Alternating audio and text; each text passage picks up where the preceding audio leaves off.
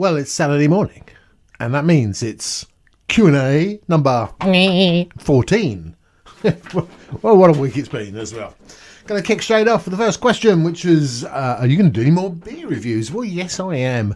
In fact, the other day I bought a bottle of Brooklyn beer, Brooklyn Lager, came from New York, and I got as far as the checkout when I noticed that it was 4 months past its sell-by date, and I thought, nah. Or best before date. So I figured that it's not really going to be a fair thing because it's not going to be very fresh. So it's probably been in that bottle some years. So, but anyway, I've got a new whiskey which I really want to do a review on. I've already tried it and it's bloody lovely. Next question. Rick Mamanelli says, if you and Miss Julie were to host the dinner party of all your fellow YouTubers, and that means you, what food will be served? Well, to me, my favourite food in the world is curry, and as chicken is pretty much universally eaten unless you're vegetarian or vegan, so it would have to be chicken madras. It's my favourite food. I could eat it for breakfast, lunch, dinner. I just adore curry. This week, because of the probing by the doctors, I've laid off of that, funnily enough. It's no surprise. Chili King Pow. Ha! Sorry, that was a bit more information than you really wanted, but I've given it to you. Which one of the cars you've ever owned is your favourite? And what car did you wish you had and you never did have? Now, I suppose my favourite car that I never owned was an E-Type Jag, and the Jaguar E-Type, which is just this most colossal car. The only time I've ever been in one was I was having a lift home from town many years ago, and this guy stopped and gave me a lift, and he said to me the only reason he stopped because he thought I was a girl. Huh.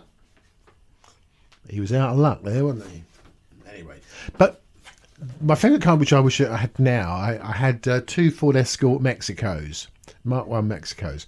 One which was my race car, which was fabulous, and one which I used on the road on a daily basis, and I wish I never got rid of, and it was a rally-prepared Ford Escort Mexico again. It was fully caged out, had a quick rack on the steering, so you only had to turn your steering wheel that much. And it was brilliant because, especially in the winter time and in the wet, I could slide this car around the country lanes where I lived, and I loved it. And my little son would be sitting there going, "Yeah, Dad." I think that's what he was saying. He might have been going, "Ah, we're gonna die," or something. But no, I'm sure it wasn't like that. EJ says, "What's the meaning of Def Leppard's opening line on Pyromania? Eaten, gluten, gluten, glauben." Well, I'd actually wondered that before, and it says that all it was the one of the guys who was fed up with saying 1, 2, 3, 4, and he just made that up. But funnily enough, I actually heard that for the first time on Pretty Fly for a White Guy by The Offspring. And I'd never heard Eaten, Gluten, Gluten, Gerben by Def Leppard, which is weird, really, because I like Def Leppard, and maybe it was just something that skipped my memory. I don't know.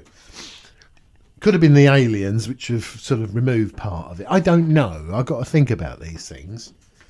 Guitar Girl Kaylin asks, do you think all musicians should gig at some point in their musical journey? Also, have you ever done any voiceover work? You have a voice made for radio. Some people say I've got a face for radio as well, Kaylin. A radio or a cartoon character. Yeah, some people say I look like a cartoon character as well. As far as gigging goes, yes. I think every musician should gig at some point in their lives, whether you like it or not. I mean, I'm gigging for the first time in 2018 next Saturday, and I'm all a quiver. You know, here we are. We're April 9th, April the 9th, and I haven't gigged yet in 2018. To me, that's an awful long time. The last gig I did was New Year's Eve, which was brilliant. But anyway, one of the things about being gigging as a musician is the camaraderie between you and your fellow players. And it's most important you really get on, even if you don't. But just to make sure you do everything possible to get on with each other. And it's a brilliant feeling, especially when you're doing a great song, everything's going well, and you're loving it, and it's just the best feeling ever. And when you get the old clap, and then and then if you're really lucky, at the end of the day, somebody presents you with a bag of money. There you go. You've had one of the best nights of your life because you're playing guitar on stage, and somebody gives you money. What more could you possibly want? That's what I want to know. And I really think, Kaylin, you've got to do it. You've got to do it. I've seen your work, obviously, on your YouTube channel. And, do it. Go for it. Which, this brings us to our final question, which was from Evil White Clown Punk. And he's thunk up this question. Thunk. During weeks since your return from the alien spaceship, you have realised that the aliens have imprinted on your brain extensive knowledge of the entire ABBA music catalogue. You know that every note played by every instrument in every song. You know every word to all the vocals of the songs, and you can take this knowledge to provide detailed sheet music of any ABBA song on demand. Knowing that there's a limited space in the human brain, what did the aliens delete to make room to implant this ABBA knowledge? Well, obviously part of it was a Def Leppard thing. That's gone. But mamma mia, I don't think it's affected my life at all.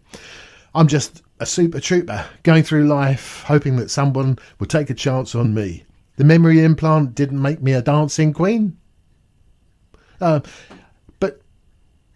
knowing me and knowing you, I probably wanted to send out an SOS to save me from my own Waterloo. Do I ever think about the alien that I called Fernando?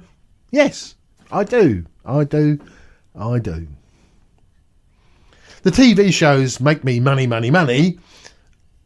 but the day before you came, I was just a honey guitarist calling myself Chiquita. And with that, my friends, see you next week. And give me more questions. I've come back. I've had the haircut, as you can probably see. Now, because I didn't really feel in Kaylin's question. Have I done any voiceover work? No, I haven't done any voiceover work. But what I have done is some radio work many years ago as a DJ on a pirate radio station. Sun Radio 92.8. And Nicky James. And I've still got some of the jingles. I'll try and find those. See you all next week. Cheers. Horns up, EJ.